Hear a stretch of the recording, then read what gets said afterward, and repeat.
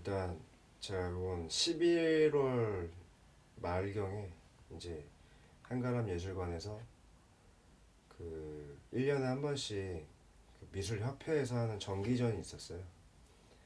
그래서 거기에 이제 출품을 하게 됐는데 이제 막 마지막 날 이제 저희가 그 작품을 철거하는 날 거기 모든 스태프분들이 이제 걸고 철거까지 다 해주셨는데 이제 받으러 간 날 보니까 이제 제 작품에 파손이 좀 돼 있었던 거죠. 그래서 그 당시에 이제 스태프분한테 이 상황에 대해서 말씀을 드리니까 저희는 잘 모르니까 저기 밑에 층에 가서 관계자분한테 한번 말씀을 드려봐라 라는 일단 1차적인 조치를 받았고, 밑에 내려가서 이제 실제 이제 총괄하시는 관계자분한테 말씀을 드리니까 그냥 약간 어색한 미소와 함께 저한테 첫 마디로 왔던 게 그러면 어떻게 해드릴까요? 어떻게 하기를 원하세요? 바라는 게 있으신가요? 라는 말이 먼저 오더라고요. 그래서 저는 이제 아니 뭐 가타부타 지금 작품을 맡겼고 이게 철수하는 날이 돼서 왔는데 파손이 돼 있으면 미안하다는 얘기를 먼저 해야 되는 거 아니냐 라고 이야기를 하니까 혹시 뭐 작품을 꺼내시다가 파손이 된 건 아니냐 라고 이야기를 하길래 이제 위에 그 자리에 가보면 제 작품에 어떤 파손된 파편들이 있다. 그리고 내가 그날 당일날 걸어져 있을 때 제 그림을 찍어 놓은 사진도 있는데 한번 비교를 해서 보여드릴까요? 라고 얘기를 하니까 스태프들이 그림 철거를 하다가 조금 파손이 된 것 같네요 라고 이야기를 계속 하길래 아니 그러면은 주최 측에서 이건 좀 사과를 해야 되는 문제 아니냐 라고 얘기를 하니까 되게 멋쩍은 미소와 함께 그냥 죄송합니다 라고 얘기를 하고 뭐 어떻게 해드릴까요? 라는 또 다른 똑같은 질문이 다시 오는 거죠. 사실 뭐 어떤 행사가 있으면 그 당시에 뭐 어떤 뭐 과격한 행위에 의해서 뭐 작품이 좀 파손될 수도 있고, 작가들 입장에서는 그거를 뭐 보수를 할 수 있는 능력이 없는 사람들이 아니기 때문에, 그리고 뭐 단체로 여러 명이 있으면은 뭐 한 사람 정도는 뭐 소수는 조금 불가피하게 좀 피해를 입을 수도 있는 상황인데, 그렇다고 제가 뭐 돈을 요구를 바라는 것도 아니고 그걸 통해서 수익을 얻고자 뭐 이득을 취하고자 함은 아닌데, 그래도 제가 몸을 담고 있는 집단에서의 한 개인에 대한 어떤 태도와 행시 자체가 너무 이거는 좀 불손하다라는 생각이 좀 많이 들더라고요. 그래서 뭐 결과적으로는 제가 됐다고 필요 없다고 너무 기분이 나빠서 그렇게 하고 나왔죠. 네. 아니요, 계약서는 따로 쓰진 않았어요. 네. 그게 왜냐하면 어떤 상업적이거나 뭐 그런 전시가 아니라 그냥 1년에 한 번씩 주기적으로 하는 뭐 그런 전시였기 때문에 공지에 대한 내용은 있었지만 뭐 계약서를 쓰거나 뭐 지장을 씻거나 사인을 하거나 그런 행위가 있는 계약서는 없었죠. 네. 뭐 사실 저는 바랬던 건 어찌됐건 거기 그 협회를 구성하고 있는 임원분들도 다 저희와 같은 행위를 하는 분들이기 때문에 솔직히 자기 작품이 그렇게 파손이 됐었더라면 이 사람들이 이런 태도를 취했을까? 자기 작품이 망가졌을 때 그 망가뜨린 사람한테 망가뜨린 사람이 자기와 같은 행동을 자기한테 했다라면 자기는 어떤 태도를 취했을까를 좀 생각을 해봤으면 좋겠어요. 그래서 저는 제가 원했던 건 다른 건 없어요. 그냥 어떡해요, 작품이 본연이 망가졌네요, 죄송합니다, 저희 스태프들이 뭐 워낙 많다 보니 그런 구구절절한 핑계라도 있었으면 좋았을 것 같아요. 그냥 이해를 시켜주고 이런 상황이 돼서 좀 마음이 안 좋다, 미안하다 라는 태도만 보였어도 저는 충분히 좀 받아들일 의향이 있었고, 근데 이제 그쪽에서 이야기를 하는 어떤 태도들은 그래서 뭐 보상을 해주냐, 해줄까, 얼마를 원해에 대한 이런 보상에 대한 이야기가 오갔던 거지. 어떤 자기 작품에 대한 어떤 보통 그렇잖아요. 내 작업을 해서 누군가 판매를 할 때는 시집을 보낸다라는 얘기를 할 정도로 자기 작품에 대한 애착들이 다 작가들마다 자기 그림이나 작품에 다 있는데 그걸 돈으로 환산하는 것보다 마음이 다친 거를 더 먼저 위로를 해줬으면 했는데 그게 그냥 금전적인 것을 바라냐, 얼마를 받고 싶어, 얼마를 배상받고 싶어에 대한 태도만 나오니까 그게 좀 안타까웠죠. 네. 만약에 그 사람이 그 스텝이 혹은 그 어떤 위원들이 자기 그림이 망가졌을 때도 그냥 그러면 나 얼마 50만 원을 보상해달라라고 얘기를 했을까요? 그거보다 내 그림이 망가진 게 마음이 더 컸을 텐데 왜 다른 작가들이 자기 그림 망가졌을 때 마음은 이해를 못하는지 그게 좀 되게 애석하더라고요. 예. 후회라기보다 좀 반성하는 시간은 좀 있었어요. 내가 그런 어떤 파손에 대한 혹은 배상에 대한 어떤 확실한 조금 법률 관련된 법률이나 혹시 뭐 그 배상에 관한 혹은 보험에 관한 혹은 그 기관이 어떤 전시로 인해서 그러니까 그 기관에서 주최하는 전시로 인해서 파손되거나 이런 거 배상에 대한 내용들이 있는지 이런 것들에 대해서 제가 조금 더 전문적인 지식을 알고 있었더라면 뭐 정당한 어떤 배상을 받을 수도 있었을 것이고 혹은 필요하겠다라는 생각이 들었어요. 왜냐하면 저야 그냥 뭐 배상 받을 생각이 없어서 뭐 작품도 많이 했었고 뭐 보수를 잘 할 줄 아니까. 근데 그렇지 못한 젊은 작가분들이라든지 뭐 신진 작가분들 같은 경우에는 그런 상황에 대해서 굉장히 조금 뭐 방향성을 못 잡거나 좀 많이 힘들어하지 않을까. 뭐 후배 작가들에 대한 어떤 걱정이 좀 많이 되더라고요. 그래서 내가 그림이나 뭐 혹은 작품 활동을 하는 것뿐만이 아니라 정말 제 후배 작가들이나 뭐 같은 동료 작가들도 이런 전문적인 지식을 알 수 있게 내가 도와줄 수 있을 어떤 지식을 내가 가지고 있었더라면 이라는 조금 반성을 좀 하게 되더라고요. 근데 그 보상에 대한 어떤 후회는 없는데 제가 무지함에 대한 좀 반성을 좀 하게 되더라고요.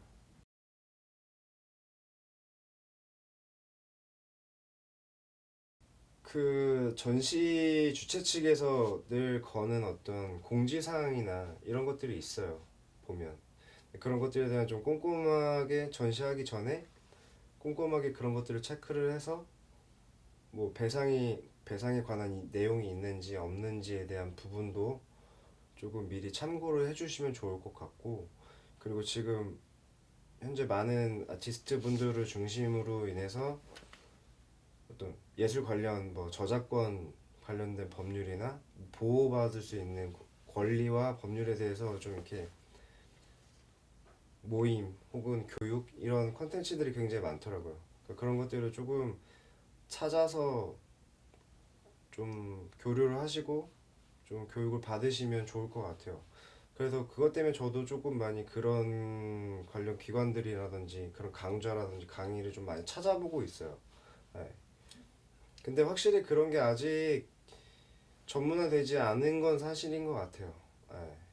미약하죠. 네, 미약하고 뭐 한국에서의 어떤 예술 활동에 대한 어떤 방향성도 아직 딱히 정해진 것도 없고 뭐 이런 회화나 뭐 그런 것뿐만 아니라 디자인 관련해서도 저작권이나 이런 거에서도 아직 뭐 딱히 어떤 법률적으로 보호받을 수 있는 어떤 그런 루트들이 없고 그리고 그게 있다고 해도 변호사분들이나 전문 지식을 배우시는 분들만 알지 그거를 실제적으로 이제 뭐 뭐라고 말해야 되나 체득을 해야 되는 예, 그런 아티스트나 디자이너 분들은 접근하기가 너무 많이 힘들죠, 사실. 예.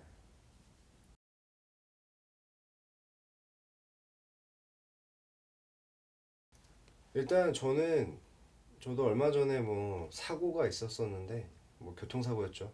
네. 그걸로 인해서 뭐 형사 경찰서도 왔다 갔다 하고 했었는데, 제일 중요한 건 증거더라고요. 내가 그림을 갖다 내기 전에 내 그림 현재 상태, 그리고 그림이 반원되고 나서의 상태를 명확한 어떤 증거 자료로 만들어서 법률 상담을 해준 법률 전문가를 찾아가서 이야기를 하는 게 저는 개인적으로 가장 확실한 방법이지 않을까. 그게 어떤 구두상으로 서로 말싸움이나 이런 식으로만 뭐 이렇게 명확한 증거가 없는 상태에서 이루어지는 거면 피해를 볼 수밖에 없어요. 배상을 받을 수가 없어요. 예. 왜냐하면 그거를 판단을 하시는 분들이 뭐 보고 판단을 할 자료가 없으니까. 예. 그리고 보통 이제 법이라는 거는 항상 이제 약자의 편에서 드는 경우들이 더 많고, 그리고 이제 무죄 추정의 원칙이라는 게 있잖아요. 그래서 일단은 죄가 없다라는 걸 전제로 깔고서 모든 정황을 보기 때문에 피해를 입은 사람 입장에서는 좀 억울한 상황이 많이 발생하죠. 그러니까 전과 후에 대한 명확한 자료를 비교할 수 있는 자료들을 미리 좀 가지고 계시는 것도 좀 좋은 방법이지 않을까. 네, 그런 생각을 합니다.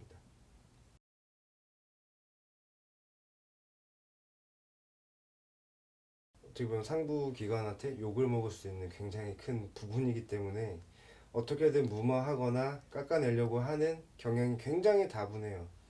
뭐 심지어는 계약서 상에 뭐 얼마로 표기가 돼 있는데 막상 결제 기간이 되면 그 금액보다 좀 깎아달라, 낮춰달라고 얘기를 하는 경우들이 굉장히 많아서요. 그래서 프리랜서 분들이 굉장히 많이 피해를 보는 경우들도 많이 있고, 그냥 하나의 상품으로 보는 거예요. 그들이 그런 어떤 태도를 보이는 거는 결국에는 그냥 우리는 한 시대에 흘러가는 상품으로밖에 치부가 되지 않는 거고, 그것이 아니라면 그냥 상사한테 욕먹기 싫어서 자기 선에서 커트를 치려고 하는, 그게 가장 크지 않을까. 네. 그럼 결국에는 거기에 참여한 아티스트들은 작품성이라든지 나의 가치관에 대해서 존중을 받지 못한, 그냥 팔로워 수가 많고 보는 사람이 많은 그냥 그런 작가 하나를 데리고 온 것밖에는 안 되는 거죠. 네.